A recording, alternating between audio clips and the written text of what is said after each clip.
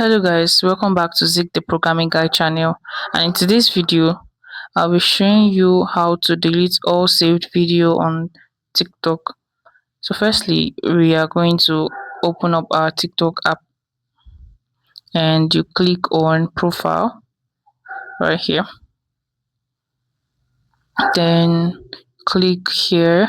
This is where all your saved video are, and all you need to do is click on this video and you click here, and let's go back. As you can see, that particular video I just unsaved and it's not here anymore. Let's do it one more time.